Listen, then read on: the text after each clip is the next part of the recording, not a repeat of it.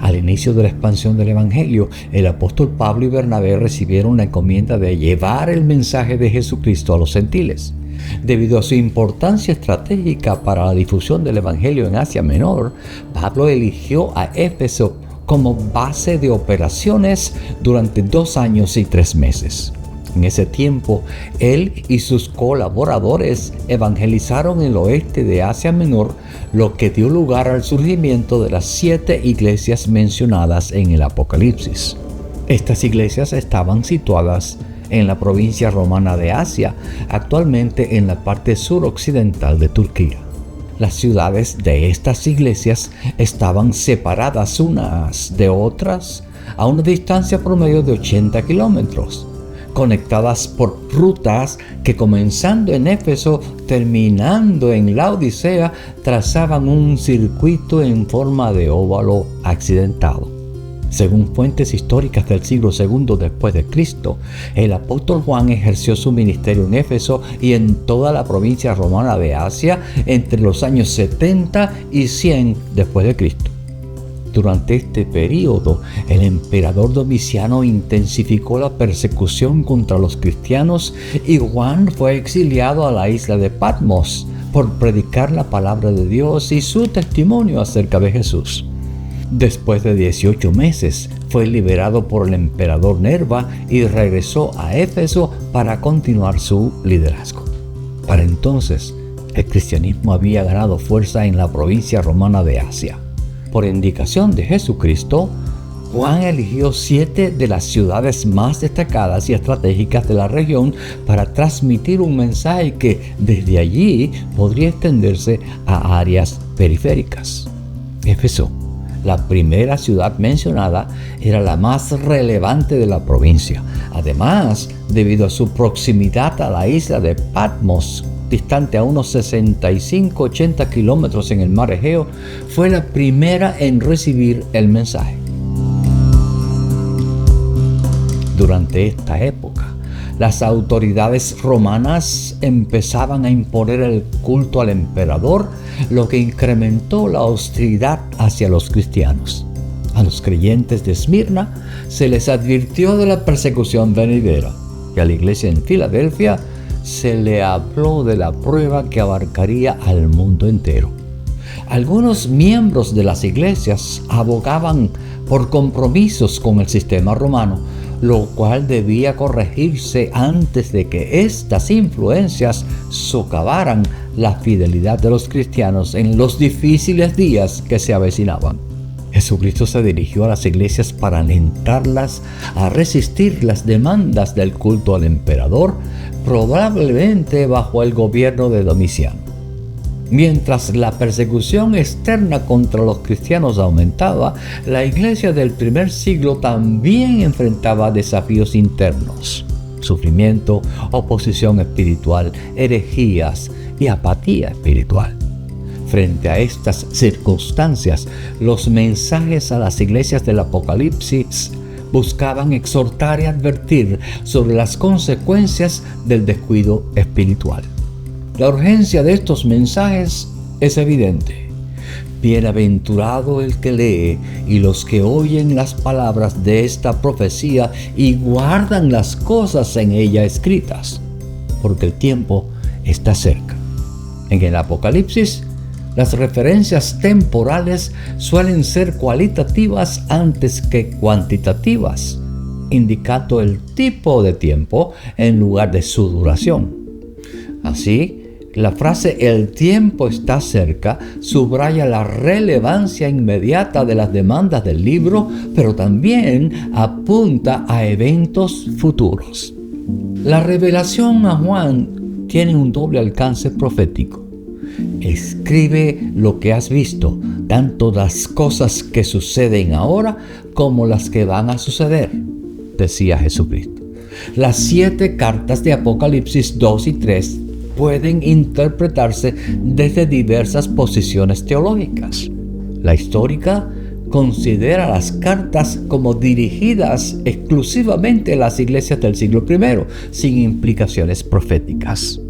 La posición histórico-profética propone que las cartas se dirigen a iglesias históricas, pero también representan períodos sucesivos en la historia del cristianismo. La posición representativa afirma que las características de estas iglesias pueden encontrarse en todas las iglesias a lo largo de la historia.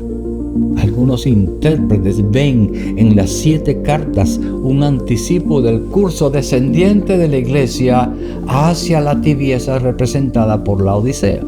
Sin embargo, es más probable que estas congregaciones sean ejemplos de los tipos de iglesias que existen a lo largo de la historia, lo que convierte las cartas en advertencias aplicables a todas las épocas.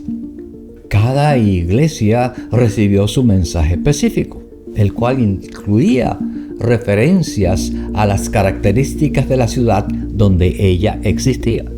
No obstante, todas las iglesias recibieron el libro completo del Apocalipsis y fueron invitadas a oír todo el mensaje.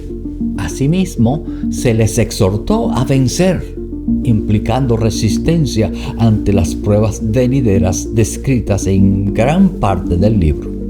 Los mensajes a las 7 iglesias contienen principios espirituales y advertencias que trascienden el tiempo. Entre las aplicaciones prácticas se destacan un llamado a la autoevaluación espiritual. Cada carta incluye elogios, críticas y exhortaciones específicas. Esto invita a las iglesias actuales y a los creyentes individuales a examinar su condición espiritual. Una aplicación es una exhortación a la fidelidad en la persecución. Iglesias como Esmirna son elogiadas por su lealtad en medio de la adversidad. Este mensaje anima a los cristianos modernos a perseverar frente a desafíos culturales o espirituales. También una aplicación de estos mensajes convoca al rechazo al compromiso con el pecado. Los mensajes a Pérgamo y Tiatira muestran cómo la tolerancia hacia doctrinas falsas y prácticas inmorales puede corromper a una iglesia. Esto recuerda la necesidad de mantener la fidelidad a la verdad bíblica. Otra demanda de estos mensajes implica la autenticidad espiritual. El mensaje a Sardis, que tenía nombre de estar viva, pero en realidad estaba muerta, desafía a las iglesias actuales a enfocarse en una relación auténtica con Dios en lugar de depender de apariencias externas. Otra aplicación sería una invitación a mantener la esperanza en las promesas eternas. Cada carta incluye promesas para los vencedores, como la corona de vida o la comunión eterna con Cristo. Estas promesas alientan a vivir con perspectiva eterna y esperanza celestial. Noten que la repetida frase "el que tenga oídos para oír, escuche lo que el Espíritu dice a las iglesias", enfatiza que estos mensajes no son solo históricos, sino también relevantes para todos los tiempos. Es una invitación a escuchar la voz de Dios en nuestras vidas y contextos actuales. Además, las cartas reflejan cómo las iglesias pueden adoptar los valores de su cultura si no se mantienen alerta. Los cristianos de Éfeso fueron tentados por la rigidez y el desamor. Los de Esmirna por la persecución. Los de Pérgamo por el compromiso doctrinal. Los de Tiatira por la tolerancia al error. Los de Sardis por el letargo espiritual. Los de Filadelfia por los falsos judíos. Y los de la Odisea por la autosuficiencia espiritual.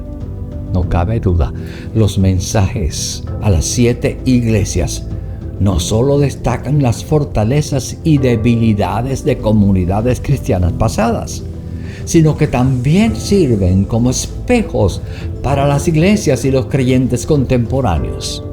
Al reflexionar en estas palabras, los cristianos son desafiados a vivir con mayor fidelidad, santidad y esperanza en la venida de Cristo. En conclusión, el principio fundamental para aplicar estas cartas hoy es reconocer los síntomas análogos en nuestras vidas o iglesias y atender a lo que el Espíritu dice a las iglesias. Y esa voz, desde la antigüedad, todavía proclama: vengo pronto, retén lo que tienes. Escúchalo. Dios te bendiga.